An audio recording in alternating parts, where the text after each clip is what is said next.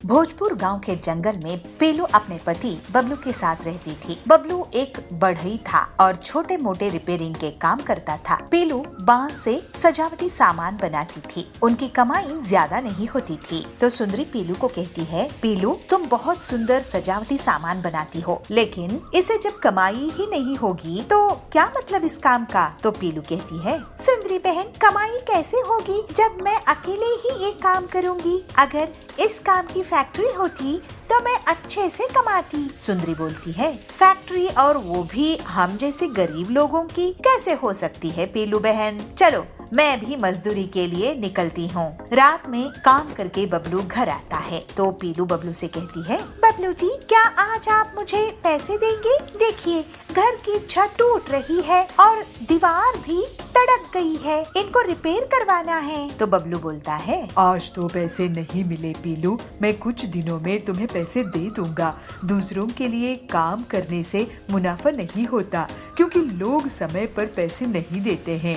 घर के लिए फर्नीचर बनाने का भी मेरा ख्याल है, लेकिन ऐसा कुछ नहीं कर पा रहा हूँ। पीलू कहती है, कोई बात नहीं जी, मेहनत कभी बेकार नहीं जाती है। अगर मेरा और तुम्हारा काम अच्छे से चल निकले तो एक दिन हमारा भी अच्छा घर होगा। जी हम जरूर अपने सपने पूरे करेंगे, अभी तो किसी तरह से हमारा गुजारा हो रहा है। अगले दिन जब बबलू काम के लिए पहुंचता है, बबलू अब मेरे पास काम पर मत आना, मैं आपसे बड़ी बड़ी फैक्ट्री से ही फर्नीचर मंगाने वाला हूँ। ये सुनकर बबलू वहाँ से दुखी होकर चला आता है। इसके बाद वो घर आकर पीलू से सब बात कहता है, देखिए हम जब तक दूसरों की तरफ देखते रहेंगे ऐसा ही होता है, क्यों ना हम अपने फर्नीचर की फैक्ट्री लगा सकते हैं, आपके पास बढ़ई होने का हुनर है। तो बबलू कहता है, लेकिन पीलू मैं फैक्ट्री कैसे बना सकता हूँ, मेरे पास इतने पैसे नहीं है।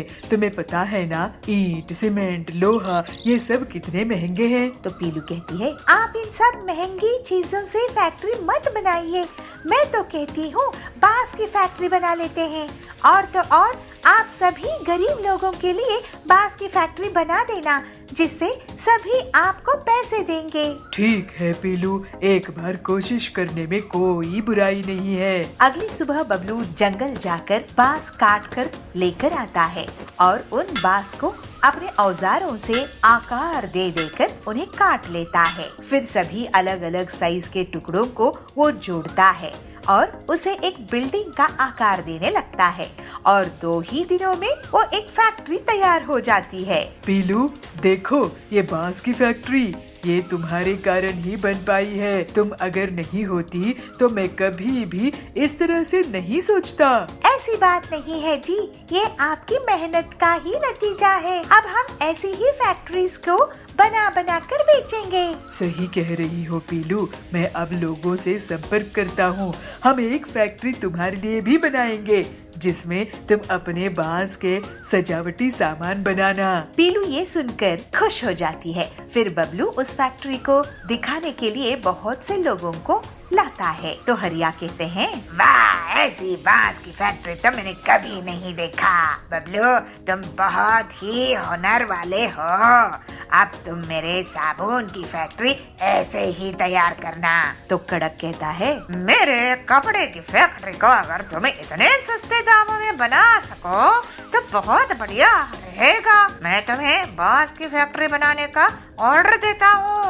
और ऐसे ही बबलू बहुत मेहनत करके लोगों के लिए उनकी फैक्ट्रीज तैयार करने लगता है और बहुत मुनाफा कमाता है। और एक दिन वो पीलू के लिए एक फैक्ट्री बना देता है। बबलू जी अब तो हमारी पूरी तकलीफ ही दूर हो गई है और अब मैं अपनी बांस की फैक्ट्री में सजावटी सामान बनाया करूंगी। और फिर इस तरह से बबलू और पीलू अपनी मेहनत से बहुत पैसे कमाने लगते हैं, तरक्की करते हैं। उनके घर की गरीबी हमेशा के लिए दूर हो जाती है और दोनों खुशी खुशी रहने लगते हैं। एक दिन मोना शेरनी, जो कि चिंटू और ननकी की मम्मी है, वह काम कर रही थी। तो चिंटू वहाँ जाता है। मम्मी मम्मी, वो जो ऊपर जो कमरा है उसमें क्या रखा हुआ है? जब देखो वह कमरा बंद ही रहता है। चलो ना उसे खोल कर देखते हैं आखिर क्या है उस कमरे में। नहीं चिंटू, जाकर अपनी पढ़ाई करो। चलो, ऐसे काम में तुम्हारा बहुत दिमाग चलता है। मैंने मना किया ना तुम्हें, जिस काम के लिए मना किया जाए वह मत किया करो, लेकिन तुम फिर भी नहीं समझते हो। चलो अब जाओ यहाँ से, मुझे काम करने दो। चलो। जब भी मैं आपसे उस कमरे के बारे में पूछता हूँ तो आप मुझे ऐसे ही पढ़ाई के नाम पर भगा देते हो। मुझे बता क्यों नहीं देते कि आखिर उसमें क्या रखा हुआ है? चिंटू बंदर अपनी मम्मी से बोल ही रहा था कि तभी वहाँ ननकी लोमड़ी भी आ जाती है। मम्मी, इस डब्बे को खोलो ना, इस पर ताला लगा हुआ है। इसे खोलकर दिखाओ मुझे, इसके अंदर क्या रखा हुआ है। वह कम था क्या जो दूसरी तू आ गई? मैंने तुमसे कितनी बार मना किया है कि ये सब पापा का सामान है, इसे हाथ मत लगाया करो। ये सब पापा के जरूरी हो सकता है, इसलिए अब तुम इन्हें रखो और जाओ अपनी पढ़ाई पर ध्यान दो। मम्मा प्लीज मुझे बताओ ना, इसके अंदर क्या रखा हुआ है। इसे खोलकर तो देखो ना, इसके बाद हम इसको हाथ नहीं लगाएंगे। बोला ना बच्चों, नहीं का मतलब नहीं। चलो जाओ, अब मुझे काम करना है और फिर बाजार भी जाना है। तुम खुद अपने पापा से ही पूछ लेना। चलो अब मुझे काम करने दो। थोड़ी देर में मम्मी बाजार के लिए चली जाती है और चिंटू बंदर और ननकी लोमड़ी मौका पाते ही उस डब्बे को फिर से खोलने में लग जाते हैं, मगर ताला लगा होने की वजह से वह उनसे खुलने वाला नहीं था। वह मायूस होकर अपने पापा रॉकी भालू के पास जाते हैं। पापा, आपने इसके अंदर ऐसा क्या रखा हुआ है जो मम्मी इसे हमें कभी नहीं छूने देती? आप इसे खोलिए ना। अच्छा, तो तुम इसे क्यों खुलवाना चाहते हो? पापा इसे खोल दीजिए ना, हमें बस देखना है इसमें क्या रखा है। अच्छा ठीक है, मैं इसे खोल दूंगा, मगर मेरे पास एक और ऐसा ही बॉक्स है, वो भी मैं अभी लेकर आता हूँ, रुको। रॉकी भालू अंदर अपने कमरे में से एक और बॉक्स लेकर आता है, जिस पर भी ऐसा ही ताला लगा हुआ था। पापा, इस बॉक्स पर भी ऐसा ही ताला लगा है। बेटा, अब मैं तुम्हें बताता हूँ कि इसके अंदर क्या है बच्चों। इसके अंदर मेरे बचपन का खजाना है जो मैं तुम्हें दे दूंगा, मगर मेरी एक शर्त है, तुम्हें इन दोनों बॉक्स में से अपना एक एक बॉक्स पहले ही चूज करना पड़ेगा। तो तुम अपने लिए एक एक बॉक्स चूज कर लो। क्या कहा पापा, इसके अंदर आपका खजाना है क्या? सच में? अगर ऐसी बात है तो फिर ठीक है, मैं तो ये वाला बॉक्स लूंगी। तो ठीक है पापा जी, ये वाला बॉक्स मैं लूंगा। ठीक है बच्चों, अब इसमें से जो भी निकलेगा वो तुम्हें रखना होगा। चलो बच्चों हटो, मुझे ताला खोलने दो। रॉकी सबसे पहले चिंटू वाला बॉक्स खोलता है तो उसके अंदर बहुत सारी किताबें होती हैं, जिसे देखकर चिंटू बहुत उदास हो जाता है। फिर रॉकी ननकी वाला बॉक्स खोलता है तो उसके अंदर उसे बहुत सारे खिलौने मिलते हैं, जिसे देख चिंटू और उदास हो जाता है। तब ननकी अपने भाई को देखकर उससे कहती है, भाई क्या हुआ, आप उदास क्यों हो रहे हो?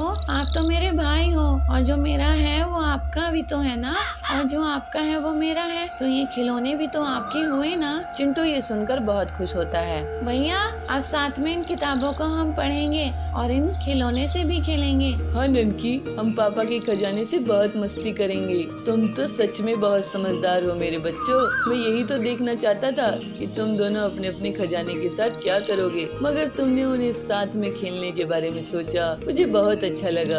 अब तुम मेरे खजाने का फायदा उठाओ और जाओ अपने दोस्तों के साथ खेलो और मस्ती करो। दोनों खिलौने लेकर अपने दोस्तों के साथ मस्ती करने के लिए बाहर चले जाते हैं।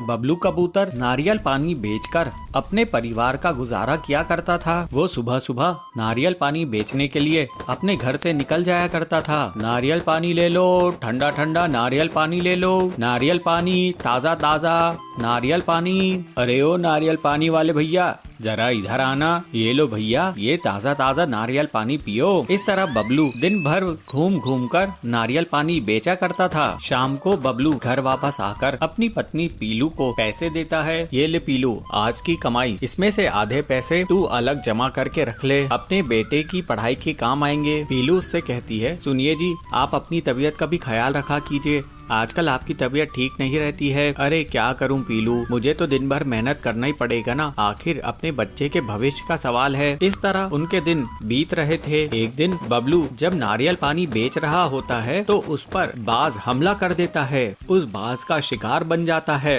सुंदरी ये सब दूर बैठकर देख रही थी। सुंदरी पीलू के पास जाती है और उसे पूरी बात बताती है। पीलू बहुत दुख की बात है, बबलू बाज का शिकार बन गया। ये सुनकर पीलू जोर जोर से रोने लगती है। ये आप क्या कह रही हो सुंदरी काकी? उस बाज की आखिर मेरे पति से क्या दुश्मनी थी? कई दिनों तक पीलू बबलू की याद में दुखी रहती है। एक दिन उसका बेटा उसके पास आकर कहता है, माँ इतने दिन हो गए तुम सिर्फ रो रही हो, तुम कुछ खा पी भी नहीं रही हो। अगर तुम्हें कुछ हो गया तो जरा सोचो मेरा क्या होगा, इसलिए कुछ खा लो, अपने लिए नहीं तो मेरे लिए ही कुछ खा लो। इस तरह से पीलू चिड़िया अपनी जिंदगी की एक नई शुरुआत करती है। एक दिन पीलू अपने बेटे से कहती है, बेटा तू घर में ही रहना और थोड़ा अपना ख्याल रखना, मैं नारियल पानी बेचने के लिए जा रही हूँ। माँ मैं भी तुम्हारे साथ नारियल पानी बेचने के लिए चलूंगा, मैं तुम्हें अकेला नहीं जाने दे सकता। पीलू कहती है, नहीं बेटा मैं तुझे अपने साथ लेकर नहीं जा सकती। पीलू किसी तरह अपने बेटे को समझाती है और फिर नारियल पानी बेचने के लिए निकल जाती है। पीलू नदी के किनारे नारियल पानी बेचने लग जाती है। नारियल पानी ले लो, ताज़ा ताज़ा नारियल पानी, ठंडा ठंडा नारियल पानी। पीलू की दुकान के बगल में कालू कौवे की दुकान रहती है। वो वहाँ पर कोल्ड ड्रिंक्स बेचा करता था। कालू उससे कहता है, अरे पीलू तू यहाँ पर क्या नारियल पानी बेच रही है? यहाँ पर मेरी कोल्ड ड्रिंक्स की दुकान है। आजकल जंगल के पक्षी कोल्ड ड्रिंक्स पीते हैं, तू कहीं और जाके अपनी दुकान लगा। पीलू कहती है, ठीक है कालू भैया, मैं कहीं और जाकर अपने नारियल पानी की दुकान लगाती हूँ। कालू सही कह रहा था। पीलू दिन भर बैठी रहती थी लेकिन उसका नारियल पानी नहीं बिकता था। इस तरह कई दिन बीत जाते हैं। ज्यादा कोल्ड ड्रिंक पीने के कारण सभी पक्षियों की तबीयत बिगड़ने लगती है। जंगल का डॉक्टर उन्हें कहता है, अरे जी आप लोग जो कोल्ड ड्रिंक पी रहे हैं उसी की वजह से आप लोगों की तबीयत इतनी खराब होती जा रही है। अगर आप लोगों को अपनी तबीयत ठीक रखनी है तो ये कोल्ड ड्रिंक बंद करके ताज़ा ताज़ा नारियल पानी पिया करो। पीलू चिड़िया अपने नारियलों के साथ उदास बैठी हुई थी। वो सोच रही थी कि अब आगे उसका क्या होगा। तभी वहाँ पर जंगल के सारे पक्षी आ जाते हैं। अरे पीलू चिड़िया, हम आज से तुम्हारे से ही नारियल पानी खरीद कर पिया करेंगे। हम आज से कोल्ड ड्रिंक बिल्कुल बंद कर देंगे। अब तुम हम सबको ये ताज़ा ताज़ा मीठा नारियल पानी दो और हाँ मलाई अलग से निकाल कर देना। पीलू कहती है, जी बिल्कुल मैं आप लोगों को ये स्वादिष्ट नारियल पानी दूंगी, इससे आप सबका स्वास्थ्य भी अच्छा रहेगा। इस तरह से पीलू और मेहनत करके ज्यादा से ज्यादा नारियल पानी बेचने लगती है और उससे उसकी बहुत बढ़िया कमाई हो जाती है। अब वो अपनी बेटी को अच्छा जीवन देती है। इस तरह पीलू अब खुशी खुशी रहने लगती है। दोनों पति पत्नी उसके पास जाते हैं। कड़क सेठ, आप हमें हमारा पैसा वापस दे दीजिए, हमें आपसे दुकान नहीं खरीदनी है। ठीक है, ये लो 1 लाख रुपए। पीलू कहती है, लेकिन हमने आपको 5 लाख दिए थे ना। तो कड़क कहता है, तो मैंने कहा है क्या बुकिंग कैंसिल कराने के लिए? अब बुकिंग करोगे तो 10 लाख लूंगा। चलो भागो यहाँ से।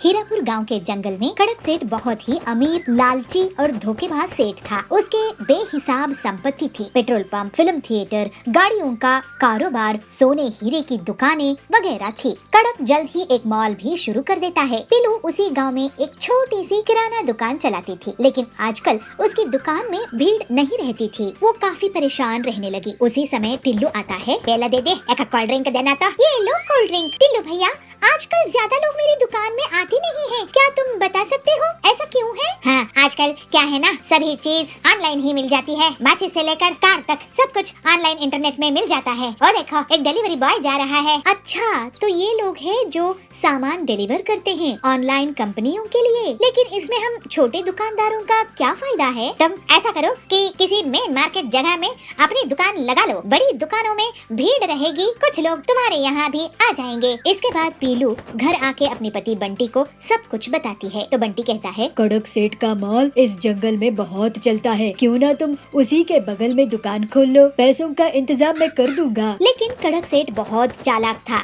जैसे ही उसे पता चला कि पीलू उसके मॉल के बगल में दुकान खोलना चाहती है, तो वो उसे एक सौदा कर लेता है। देखो बंटी, पीलू मेरे मॉल के सामने तुम्हारी दुकान की कोई औकात नहीं रहेगी। तुम एक दुकान मुझसे खरीद लो, 5 लाख रुपए में, उसी में तुम्हारी भलाई है। अगर अगर आप हमें 5 लाख में दुकान देंगे तो हम ले लेंगे कड़क सेठ। तो पीलू कहती है ठीक है, हम ऐसा ही करते हैं। लेकिन बहुत दिन गुजर जाने के बाद भी उनकी दुकान उन्हें कड़क सेठ नहीं देता है। दोनों पति पत्नी उसके पास जाते हैं। कड़क सेठ, आप हमें हमारा पैसा वापस दे दीजिए, हमें आपसे दुकान नहीं खरीदनी है। ठीक है, ये लो 1 लाख रुपए। पीलू कहती है लेकिन हमने आपको 5 लाख दिए थे ना। तो कड़क कहता है तो मैंने कहा है क्या बुकिंग कैंसिल कराने के लिए? अब बुकिंग करोगे तो 10 लाख लूंगा। चलो भागो यहाँ से, नहीं तो ये भी नहीं दूंगा। दोनों पति पत्नी दुखी मन से घर आते हैं। तो पीलू कहती है अब हम क्या करेंगे जी, हमारी पूरी संपत्ति खर्च हो गई है। मुझे सोचने दो, कोई न कोई रास्ता तो निकलना होगा। फिर बंटी अपने दोस्त हरिया के पास जाता है। वो एक ऑटो मैकेनिक था, उसके पास एक पुरानी गाड़ी थी। बंटी अपने दोस्त से पूरी बात कहता है और हरिया उसे उस गाड़ी का उपयोग बताकर एक आइडिया देता है। बंटी बहुत खुश हो जाता है। वो घर आकर पीलू को अपना प्लान बताता है। तो पीलू कहती है ये तो वाकई बहुत अच्छा प्लान है। अगले दिन बंटी गाड़ी में पूरी किराना दुकान सजाकर निकलता है। लोग बड़ी हैरानी के साथ उसे देखते हैं। तभी जाबाज कहता है अरे ऐसे सुपरमार्केट तो मैंने पहले कभी नहीं देखा। तो बबली कहता है वाह वाह बंटी भैया, पीलू दीदी, आप लोगों ने तो कमाल ही कर दिया है। अब से मैं आपके इस गाड़ी सुपर बाजार से ही सामान खरीदूंगा। तो बंटी कहता है ये गाड़ी सुपर बाजार पूरे जंगल वालों के लिए सबसे सस्ती दुकान है। मॉल भूल आओ, वहाँ का महंगा सामान भूल जाओ। यहाँ गाड़ी सुपर बाजार से किफायती कीमत में सामान खरीदो। हमारी गाड़ी बाजार आपके पास एक फोन कॉल में खुद ही चल कर आएगी। आपको ऑनलाइन ऑर्डर करने की परेशानी से बचाएगी और मॉल जाने की तकलीफ से भी आपको छुट्टी मिलेगी। इस तरह से बंटी और पीलू अपना गाड़ी सुपर बाजार चलाने लगते हैं और जंगल के पक्षी उनको बुला बुलाकर उन्हीं के यहाँ सामान खरीदने लगते हैं। जल्द ही कड़क का महंगा मॉल बुरी तरह से नुकसान में चला जाता है और जो उसने बैंक लोन लिया था वो नहीं चुका पाता है। इस वजह से उसे जेल हो जाती है। फिर पीलू और बबलू हंसी खुशी अपना जीवन बिताने लगते हैं। सर्दियों का मौसम चल रहा था। पीहू, हिरन और चुन्नू बालू की स्कूल की भी छुट्टियां पड़ गई थी। वो दोनों दिन भर खेलते ही रहते थे। उनके साथ उनकी सोसाइटी के बच्चे भी खेलते रहते थे। एक दिन जब वो बाहर से खेलकर घर में आए तो उन्होंने देखा कि उनके मम्मी पापा कपड़ों को बैग में पैक कर रहे हैं। तो इस पर दोनों को उत्सुकता हुई, इसलिए दोनों ने एक साथ पूछा, मम्मी पापा हम कहीं जा रहे हैं क्या? मम्मी, हाँ बच्चों, तुम्हारी नानी का कॉल आया था। वो कह रही थी कि बच्चों की स्कूल की छुट्टी पड़ गई है तो उनके पास आ जाओ, इसलिए हम आज ही गाँव के लिए निकल रहे हैं। ये सुनते ही दोनों खुशी से झूम उठे। ये हम नानी के पास जाएंगे, बहुत मजा आएगा। दोनों ने जल्दी जल्दी से अपना अपना बैग पैक किया और ट्रेन को पकड़कर नानी के गांव आ गए। वो जैसे ही नानी के घर पहुंचते हैं वैसे ही नानी बाहर निकल कर आती है और पीहू और चुन्नू को गले से लगा लेती है। अरे मेरे बच्चों, आ जाओ आ जाओ। अरे कितने बड़े हो गए हो तुम तो। आ जाओ, चलो अंदर चलो, तुम्हारे मौसा मौसी मामा मामी इंतजार कर रहे हैं। चलो चलो। वो जैसे ही घर के अंदर आते हैं वैसे ही पीहू और चुन्नू के मामा मामी और मौसा मौसी उनकी खातिरदारी में लग जाते हैं। अरे मेरे बच्चों, कैसे हो तुम? पिछली बार आए थे तो कितने छोटे थे, अब देखो कितने बड़े हो गए हो। देख पीहू, तेरी मौसी तेरे लिए क्या लाई है। ये तो मेरी फेवरेट चॉकलेट है। थैंक यू मौसी। पीहू और चुन्नू को भी बहुत अच्छा लग रहा था। उन्होंने सबको नमस्ते की। कुछ देर बाद वो अपने खेत पर पहुँचते हैं जहाँ गन्ने की फसल लगी हुई थी। मामा जी, मुझे गन्ना खाना है, एक गन्ना दो ना। अरे क्यों नहीं मेरी लाडो रानी, रुको मैं अभी तोड़ कर देता हूँ। मामा 2 गन्ने तोड़कर पीहू और चुन्नू को देते हैं। दोनों बड़े ही मजे से गन्ने का लुत्फ उठाते हैं। उसके बाद वो सरसों का खेत भी देखते हैं। मौसी जी, ये सरसों के फूल तो बहुत सुंदर है, मैं एक फोटो खिंचा लूं? क्यों नहीं, जरूर आओ, मैं तुम्हारी फोटो खींच देती हूँ। मौसी दोनों की फोटो खींचती है। तभी वो देखते हैं कि पास ही के खेत में कुछ गायें और भैंसें घास चर रही हैं। ये नजारा उन्हें और लुभाता है और वो आगे बढ़कर उन्हें चारा देते हैं। खेत को घूमने के बाद वो दोनों घर आ जाते हैं। रात भी हो जाती है, ठंड अब और बढ़ने लगती है। नाना जी, यहाँ पर बहुत ठंड है, मुंबई में तो इतनी ठंड नहीं पड़ती, कुछ करो ना। क्योंकि बच्चों, वहाँ पर खेत खलियान और पेड़ पौधे इतने नहीं हैं जितने यहाँ हैं, इसलिए यहाँ ठंड भी ज्यादा पड़ती है। पर तुम चिंता मत करो, मैं अभी आग जला देता हूँ। नाना जी लकड़ियों को इकट्ठा कर उन्हें जला देते हैं। तभी लाइट भी चली जाती है। ओ, अब लाइट भी चली गई नानी जी, पूरे घर में तो अंधेरा छा गया है, अब क्या करेंगे? मैं अभी लालटेन जला देती हूँ। नानी लालटेन जलाकर ले आती है। उसके बाद पीहू और चुन्नू का सोने का समय आ जाता है, पर वो अपने मम्मी पापा के पास ना सोकर नाना नानी के पास सोते हैं। नानी जी कहानी सुनाओ ना, मुझे ना आपकी कहानी सुननी है। वो जो हम पिछली बार आए थे तब आपने एक कहानी सुनाई थी ना, वो मुझे बहुत अच्छी लगी थी। प्लीज वही वाली कहानी सुनाओ ना। कौन सी वाली बेटी? मुझे याद नहीं है, तुम बताओ तो मैं सुना दूं। वही नानी, वही वो कौवे वाली, वो प्यासे कौवे वाली जो आपने सुनाई थी। ओहो, वो वाली कहानी सुननी है तुम्हें? अजी तुम ही सुना दो ना इन्हें। अरे तुम ही सुना दो भाग्यवान। नानी कहानी सुनाना शुरू करती है। दोनों नाना नानी के बीच लेटे हुए थे और कहानी का लुत्फ उठा रहे थे। कहानी सुनते सुनते दोनों गहरी नींद में चले जाते हैं और सो जाते हैं।